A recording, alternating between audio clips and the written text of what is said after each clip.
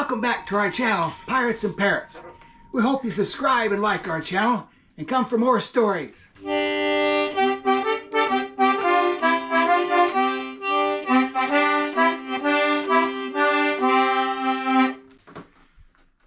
Pirates and Parrots.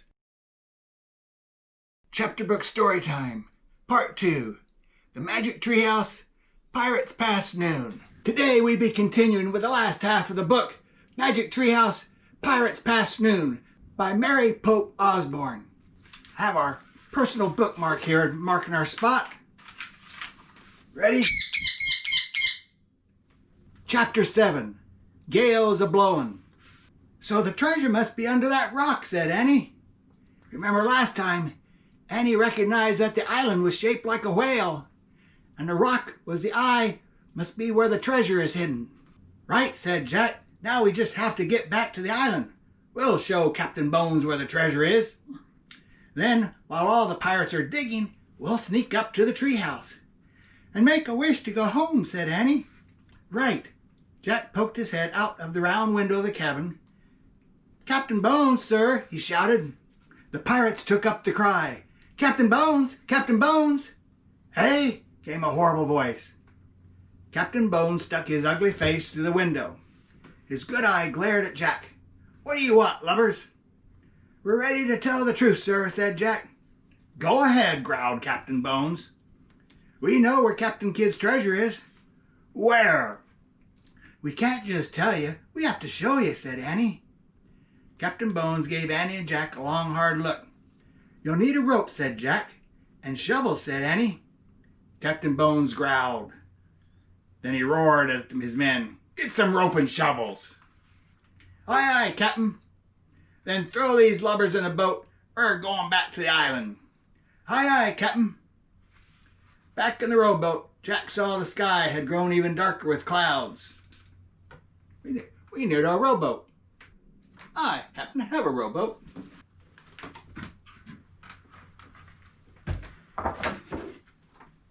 Step aboard there. Nicely done. Good job. Back in the rowboat, Jack saw the sky had grown even darker with clouds. The waves were bigger, the wind was howling. Gales a-blowin', said Pinky. You'll see a gale if I don't get me gold today, by thunder, Captain Bones shouted. Row, dogs, row! Row! You're not rowing very hard. The three pirates battled the waves until the rowboat reached the island. They piled onto the shore. Captain Bones grabbed Jack and Annie. Okay, lubbers, he said. Now show us where the treasure is. There, said Annie. She pointed at the black rock near the tip of the island. Under the rock, said Jack. Our rock is kind of more pink. Our whale's eye is more of a pink starfish.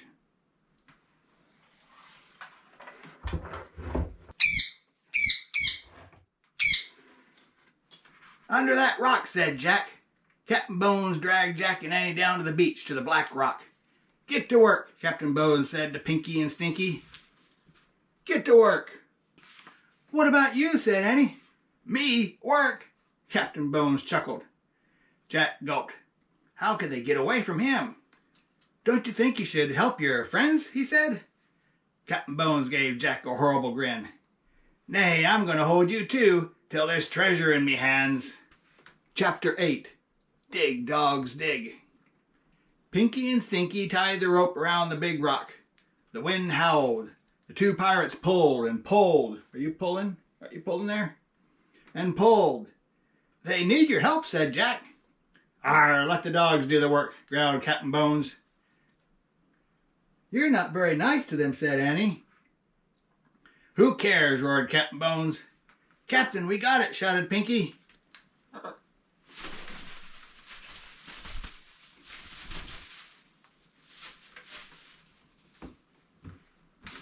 They started pulling the rock across the sand. There they are, pulling on the rock. Let's dig where the rock was, said Jack. All of us. But Captain Bones ignored his suggestion. Dig, you dogs, he shouted. Pinky and Stinky started to dig. The wind blew even harder. There was going to be a thunderstorm. "Oh, I got sand in my eyes," Pinky whined. "Oh, my back hurts," Stinky cried. "Dig!" shouted Captain Bones. He held Jack and Annie with one hand. With the other, he pulled out the gold medallion. He tossed it at the two pirates. It fell into the hole. "Dig for more of these, you swine," he said. "Squawk!" "Look," Annie said. Polly was back. She was circling above them. "Go back," she squawked. Stinky and Pinky looked up at the parrot. They scowled. "Dig!" shouted Captain Bones. "A big storm is coming, Captain," said Pinky. "Go back," said Polly. "The bird's an omen, Captain," shouted Stinky. "Dig, you dogs," cried Captain Bones. "Go back," squawked Polly. "The bird's warning us," shouted Pinky. "We've got to get to the ship before it's too late." The two pirates threw down their shovels. They started running toward the rowboat. "Mutineers, come back," shouted Captain Bones. He dragged Jack and Annie down the beach as he ran after his men. "Stop!" But the pirates kept running. They got to the rowboat and pushed it into the sea, away from the island. "Wait!" cried Captain Bones. Pinky and Stinky jumped into the rowboat. They started rowing. "Wait!" Captain Bones let go of Jack and Annie. He ran to the water. "Wait, you dogs!" He hauled himself into the rowboat. Then the three pirates disappeared into the spray of the waves. "Go back," squawked Polly. "She means us," said Annie. Just then the storm broke over the island. The wind howled. Rain fell in buckets. "Let's go," cried Annie. "Wait, I have to get the medallion," shouted Jack. He ran to the hole dug by the pirates and looked down into it. Even in the dreary light, the medallion was shining. What's my medallion doing? Is it shining still? Good deal.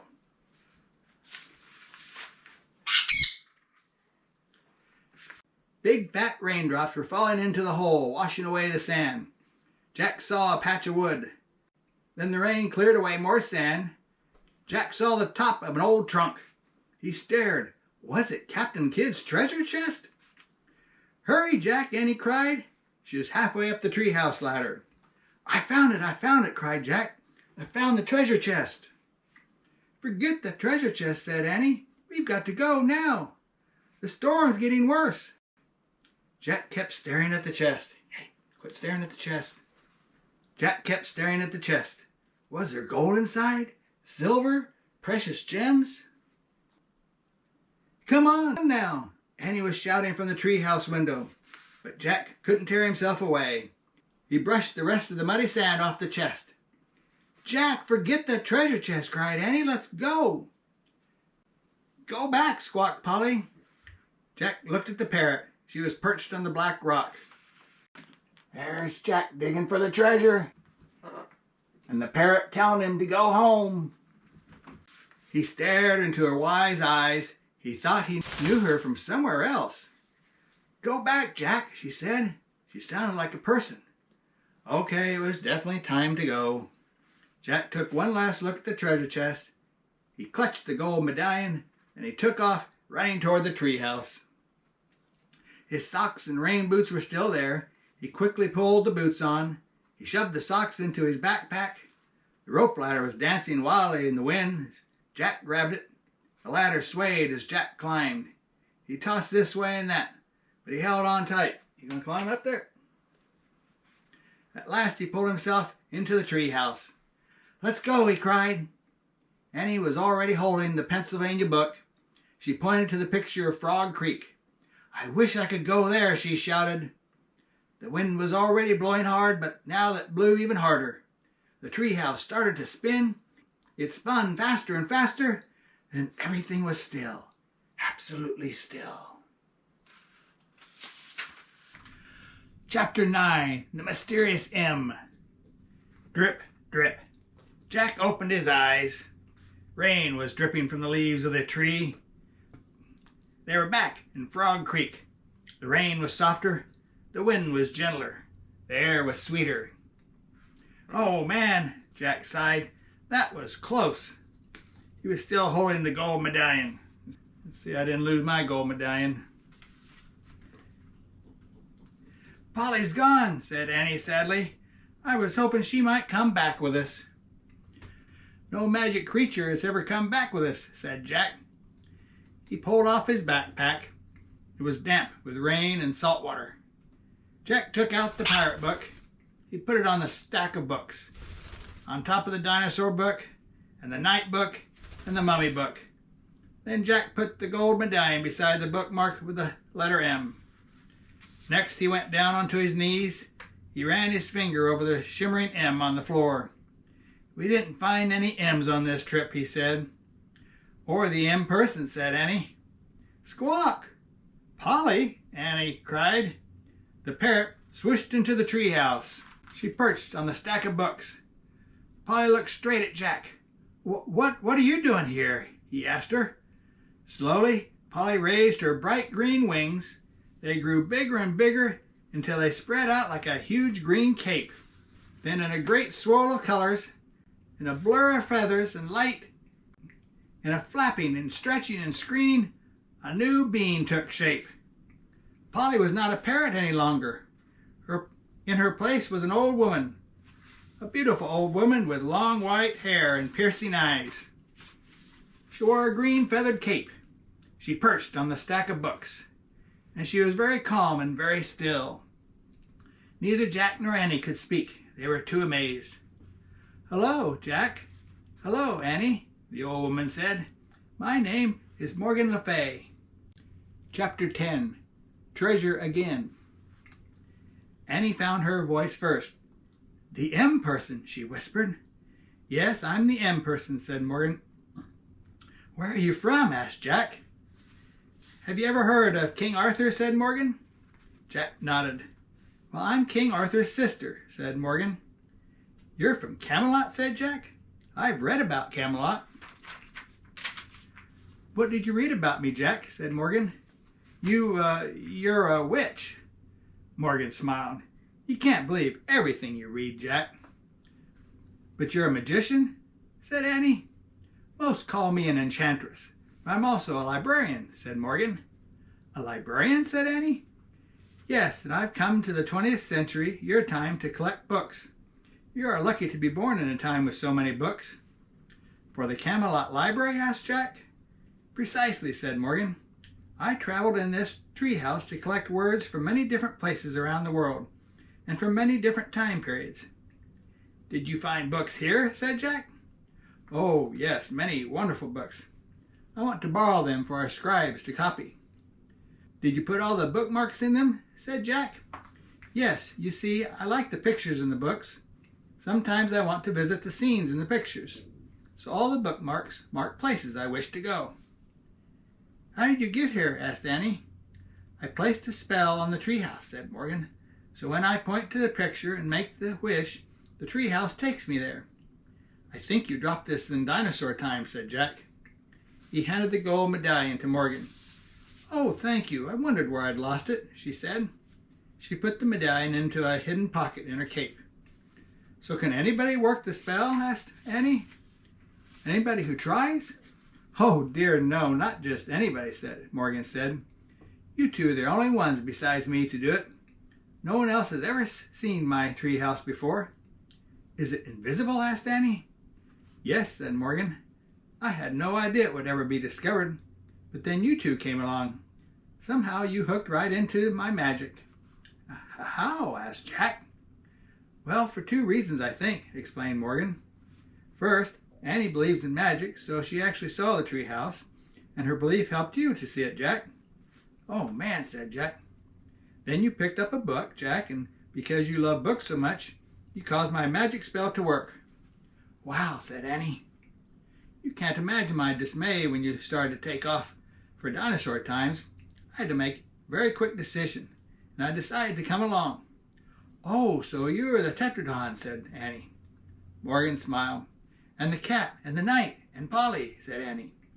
Yes, said Morgan softly. You are all these things to help us? Asked Jack.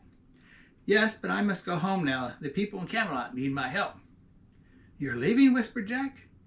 I'm afraid I must, said Morgan. She picked up Jack's backpack and handed it to him. Jack and Annie picked up their raincoats. It had stopped raining. "You won't forget us, will you?" asked Annie as they put their raincoats on. "Never," said Morgan. She smiled at both of them. "You remind me too much of myself. You love the impossible, Annie, and you love knowledge, Jack. What better combination is there?" That is quite a combination.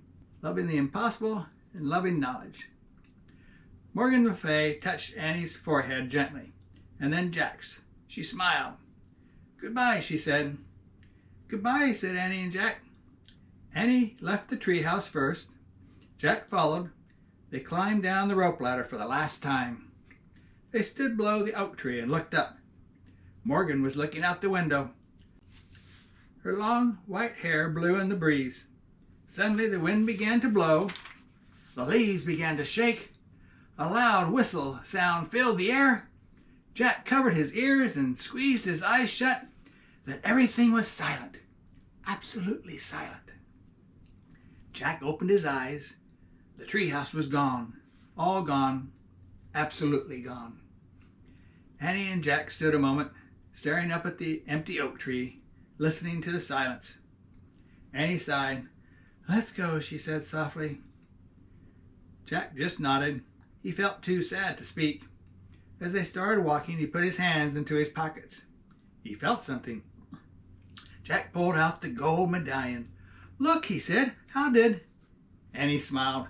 "Morgan must have put it there," she said. "But how?" "Magic," said Annie. "I think it means she'll be coming back." Jack smiled. He clutched the medallion as he and Annie took off through the wet, sunny woods. As they walked, the sun shined through the woods, and all the wet leaves sparkled. Everything, in fact, was shining.